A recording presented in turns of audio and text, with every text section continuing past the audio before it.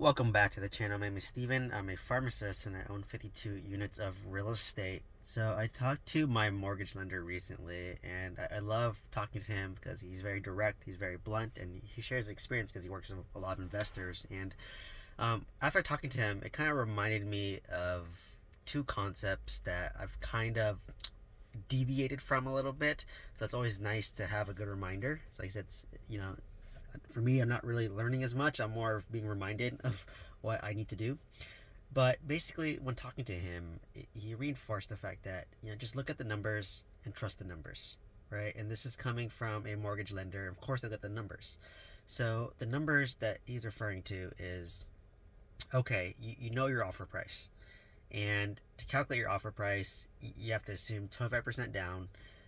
The amortization is going to be, typically 20 years, 25 years, 30 years, depending on the bank and depending on the age of the property. So you can conservatively do 2025 if you want to be conservative. Your interest rate is going to be about 8%, and you can find that out by talking to any mortgage lender. But after talking to a few, the average is about 8%. And then from there, you want to ask, what's the debt service coverage ratio? And typically it's going to be 1.25. So what's the debt service coverage ratio? It means that if it's 1.25, it means that the net operating income on a monthly basis is at least 25% above the monthly debt payment.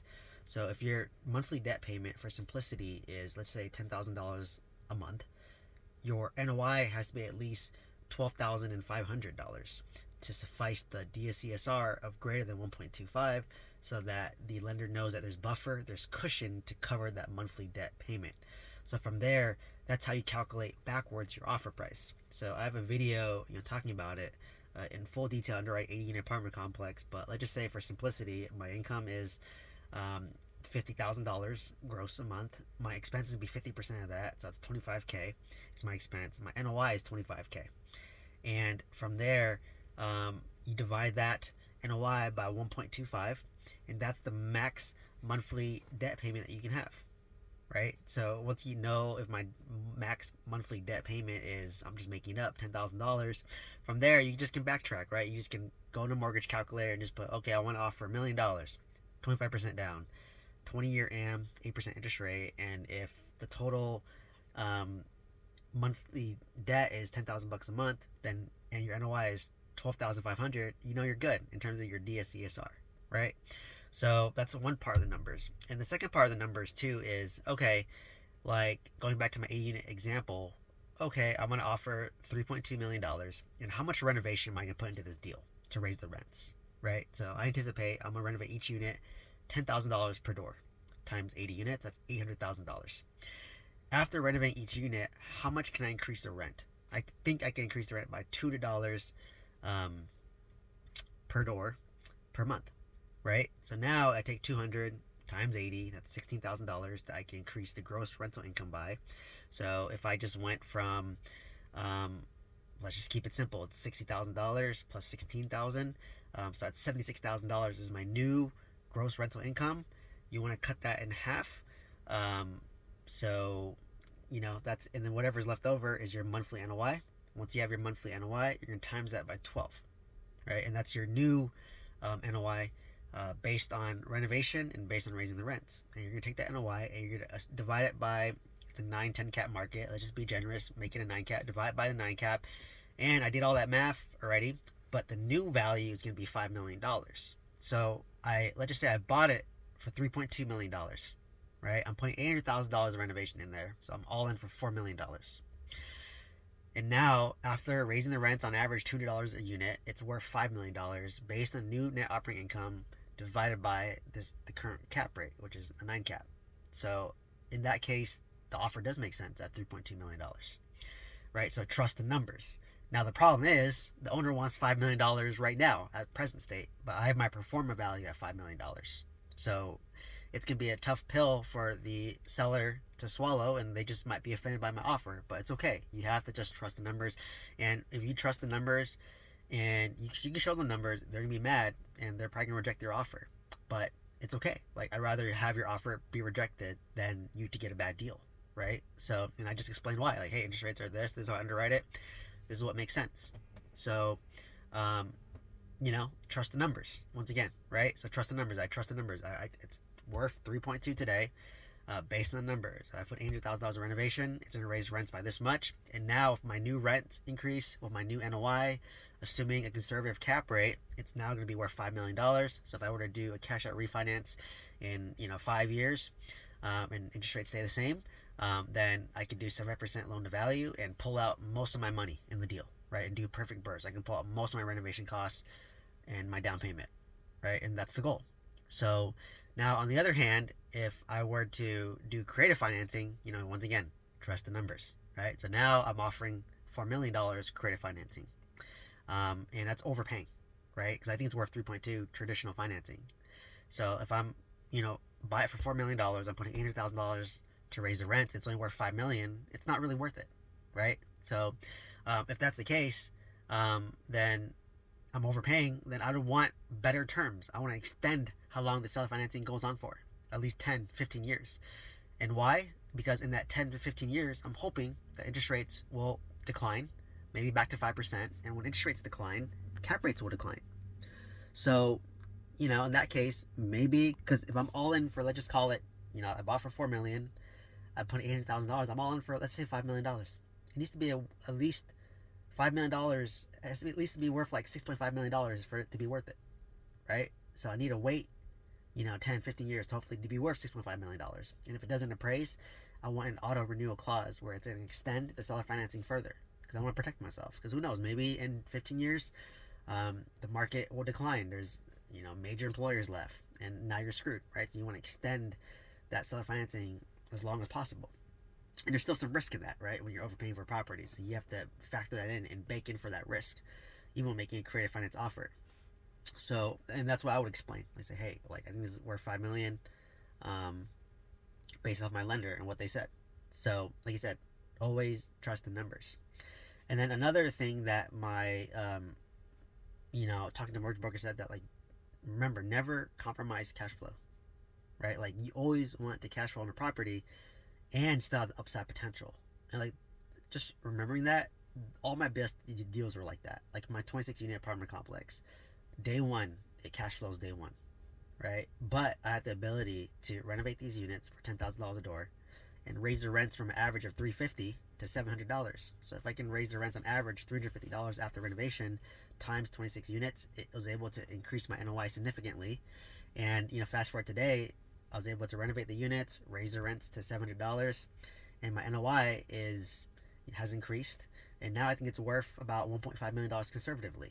So I bought it for $500,000. I put in $300,000 of renovation. I'm all in for $800,000, and now it's worth $1.5 million. So now if I do a cash out refinance, I can easily pull out my down payment. I can easily pull out my renovation costs, and still have some equity left in the deal. So you have to buy day one with cash flow. You have to have the ability to renovate it, raise the rents. And once you have your new NOI, that new NOI should justify an after repair value that can help you pull all your money to execute a perfect BRRRR. So what I just described, it's very hard to find a deal like that, right? Especially multifamily. And that's why I keep on telling my students, you have to be patient, because all it takes is one deal to change your financial future. Just my 26 unit apartment complex, just that one alone, cash flows $6,000 to $8,000 a month. You only need one, right? If you only need one home run deal, then be patient, right? And like you said, trust the numbers. I tell them, hey, if interest rates were 4%, I can make more aggressive offers. But because interest rates are 8%, I can't, because the lenders have a cash flow requirement, a debt service coverage ratio requirement, right? To hit a DSCR of 1.25, it's going to be easier when interest rate's 4% versus if the interest rate's double at 8%. You're going to need a higher NOI just to suffice the debt service coverage ratio of 1.25 if your interest rate is 8% versus 4%. And that's what I explain to the seller. But it's a hard pill to swallow, right? Because they're used to, the 2020 prices. They're used to 2020 interest rates. They're used to 2020 cap rates. But that's not the reality. That's why I said in another video that I created, I think in the middle of 2025, if interest rates don't drop and they stay stagnant, that's when banks are going to start to foreclose on loans that are due, right? Because a lot of balloon payments are due, but banks are extending it, buying time, because it's a new administration and they're hoping interest rates will trend downwards, but it's staying stagnant or going up. So I think in the middle of 2021 or 2025, a lot of lenders are going to foreclose on deals, and this is when you can buy deals cheap. And I guarantee you, the the sellers that know they're getting foreclosed on, they're deferring all maintenance and just trying to pocket all the cash flow now, right? Like why fix the kitchen when you know you're going to lose the property anyways, right? Keep the cash flow, right? And then the bank is thinking, well, I got your down payment, I got your interest payments, so I want to cut loose and just take it back. And once they take back a property, they don't want to hold and manage the asset. The banks aren't in the industry of managing real estate. They want to have a loan on the real estate, so you could buy it at 50-60% off if you're an experienced operator. But no, going in is a lot of deferred maintenance because the prior owner probably deferred everything because they want to pocket all the cash flow for themselves. So you have to make sure you buy that right. You have to go in knowing how much capex you're going to put in, and between the capex, between the renovation, does that justify a rent increase that increases your NOI, that then increases your ARV, so you can then cash out refinance and continue, right? So you have to buy right. The deal is made, and when you buy right, and when you lock in, if you have great interest rates, lock in 10-year debt, right? Give yourself a 10-year horizon to make a move, right? Like for me, I locked in for 10 years in 2021. Unlike most people who did like 3, 4, 5-year term, they're being called due now. I locked in 10 years. So I'm good till 2031. And if interest rates do trend down to 5% in the next, let's say, 3 years, it's going to be 2028. Of course, I'm going to cash out refinance and just pull out my down payment and whatever renovation costs I put in there. I'm not going to max leverage it as a security blanket, and reset another 10 years. Assuming interest rates are like 5%. So once you see a good interest rate, just lock it in for the 10 years. Lock it in, right? It gives you 10 years to do it, and maybe you pay prepayment penalty, but you lock it in for 10 years. So to kind of summarize, just trust the numbers, right? Trust the numbers. It's just math at the end of the day. It's NOI divided by the cap rate, the market cap rate, and you look at the DSCSR of 1.25. What's the current interest rate? What are the current loan terms? When you calculate your pro forma value or your ARV, same thing. What's your new NOI? How much money you put in? What's the new ARV? And does that ARV justify you doing this renovation and this value add strategy, right? So like I said, it has to be a perfect BRRRR. So your new value must be at least 20% higher than what you're all in. So you could pull out your down payment, you could pull out your renovation cost. So just like I said, just trust the math. And the next thing too is just buy real estate that cash flows day one, right? So make an offer that makes sense for you. And if the offer doesn't make sense, then move on, right? Or wait until interest rates lower, or do creative financing in a way that it makes sense. So it was very reinforcing to hear that again. This is what I teach, but even myself, I got emotional. I got bored. I want to buy real estate because I'm so bored. And I caught myself breaking some of the rules that I teach, right? So hopefully you found value from this video, and hopefully you don't break these rules either. Just trust the numbers. Anyways, if you want to learn how to buy multifamily real estate with some guidance, check the description down below. Otherwise, let me know what questions you have. And please like, comment, subscribe. Hope to see you next one. Thank you so much.